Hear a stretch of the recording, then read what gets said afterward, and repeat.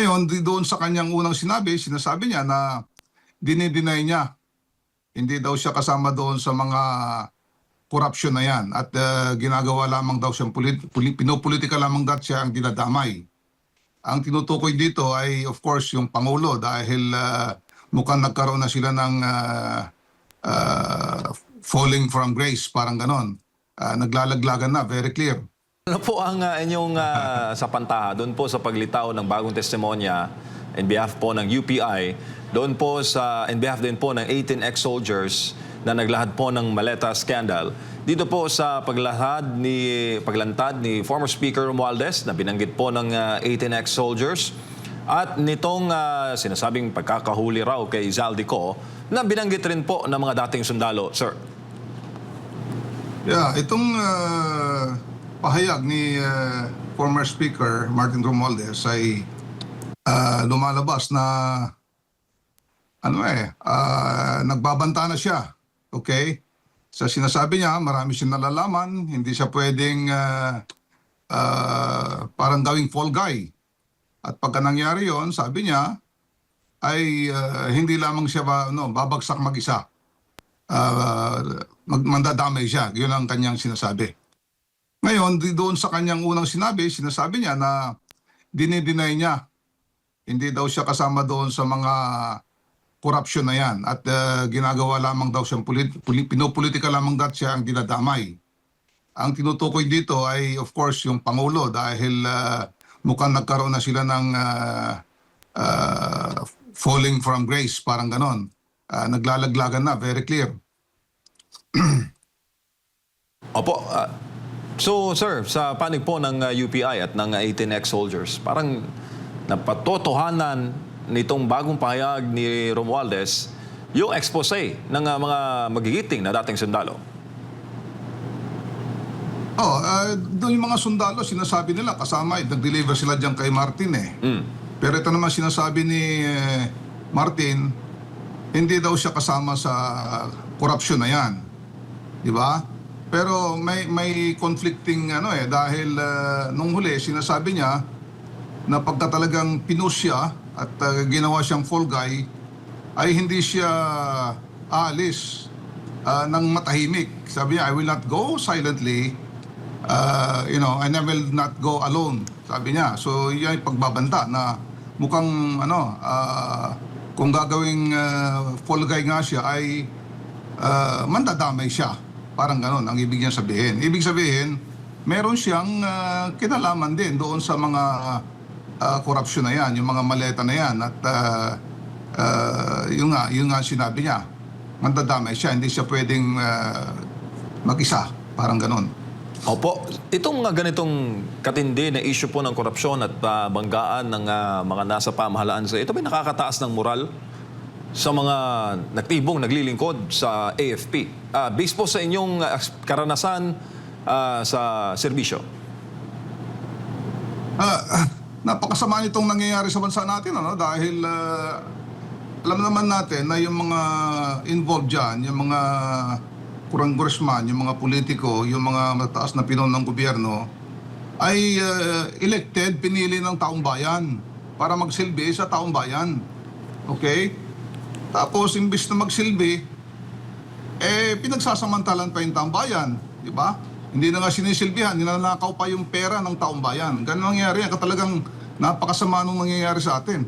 So talagang yung mga, hindi lamang yung mga ordinaryong Pilipino ang talagang nagagalit dito, kundi pati mga sundalo. Although yung mga sundalo, mga pulis, mga Pilipino rin yan may pamilya rin yan So nararamdaman nila yung hirap ng ginagawa dahil dito sa mga pagkurap-kurap na yan. So hindi lang siyempre makapagsalita yung mga pulis, military dahil nasa serbisyo sila, pero yung kanilang damdamin ay ganon din sa damdamin ng pangkaraniwang Pilipino. Opo, lalo na yung tinatawag ng mga nasa serbisyo, General, na moral, high moral or low moral. Lalo pat kung ikaw ang sundalo na ipinapadala sa mga misyon, tapos naririnig mo itong ganitong mga issue ng di umano'y korupsyon sa pamahalaan, malamang sa malamang mayroon ka talagang maiko-comment dyan, General, kahit sa sarili mo lang na level. Tama yan, ano? Dahil itong mga sundalo, lalong yung mga nakadeploy kung saan sa mga lugar, nakakasalambuhan nila itong mga ordinaryong mga Pilipino. Hirap na yung mga Pilipino, di ba? Marami dyan nagkakasakit, namamatay, hindi nagagamot. Marami dyan, hindi nakakain ng tama, di ba? Tapos, yan, namamatay sa baha, mga kasakuna. Samantalang marami naman pera ang Pilipino, marami ng Pilipino ang Pilipinas, kanya lang, again, bilyon-bilyon, trilyon-trilyon na ang ninanakaw nitong mga pinagkatiwalaan ng taong bayan. Kaya masama ang loob nila, masama ang loob natin. Opo. Pag-usapan po natin, sir, yung treatment no, ng mga malalaking personalidad na araw-araw po nating nababasa sa balita na di umano'y sangkot sa korupsyon compared naman po sa naging trato doon sa 18 ex-soldiers. Ang sisi kasi, General, parang yung mga dating sundalo, halimbawa, nakakita po ng nakawan, ni-report nila ngayon sa mga otoridad. Imbis na aksyon na ng mga otoridad, sila na ang naging suspect. Sila po ang binusisi at tiningnan yung kanilang mga record. Fair, pantay po ba ang treatment, General, dito sa mga nababasa natin, na mga involved sa balita, mga lalaking personalidad, kumpara po sa pagtrato sa mga dating naglingkod sa AFP, na ang concern lang naman ay isiwalat yung kanilang nalalaman sa korupsyon sa gobyerno? Yung nga ang kwento niya, no? Obviously, hindi pantay yung treatment nila dahil itong mga dating sundalo na ito ay napagutusan di ba? Na magdala ng mga mali-maleta na basura na yan. Yung palang basura na yan ay pera na milyon-milyon, bilyon-bilyon, ano? So, yung kanilang paglalahad base sa kanilang testimonya ay base sa kanilang personal na naranasan o nakita. Pero sa halip na, pasalamatan itong mga sundalong ito dahil sa ginawa nilang paglalahad na yan para malaman ng Pilipino yung tunay na nangyari na korupsyon, yung extent ng korupsyon na yan, ay sila pa yung parang ginagawang masama Yan ang kwandon, low moral sa ating mga sundalo. Okay? Ngayon, ang United People's Initiative, dahil dito sa mga ganito na parang sinisiraan pa nga itong mga sundalong ito Kaya yung UPI, binigyan namin sila ng parangal binigyan namin sila ng mga certificate of recognition. Okay?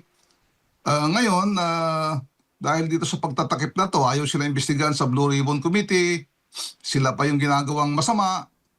Ang UPI ngayon ay magkakandak ng parang no holds barred face-to-face meeting sa mga 18 dating sundalo to, 16 na Marines sa 2 Army.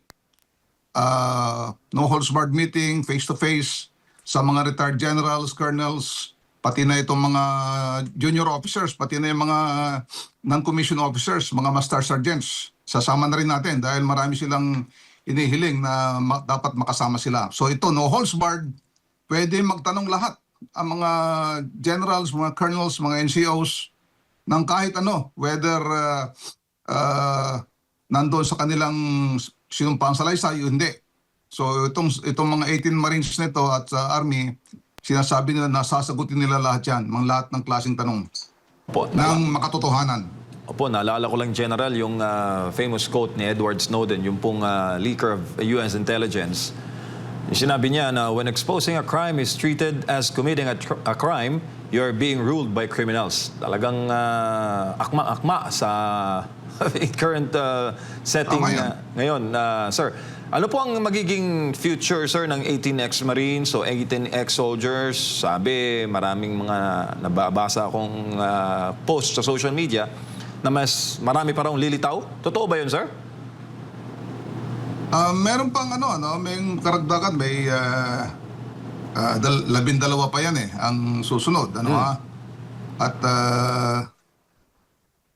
base doon sa information sa akin, kumukuha lang ng timing para bago lumabas itong mga ito. So ayaw nilang ulit yung parang nangyaring ganon sa 18 na parang sila pa yung masama. Kaya medyo kumukuha ng magandang tiyempo bago nila ilabas tong 12 na ito. Na sinasabi nilang mas explosive pa yung kanilang mga revelations.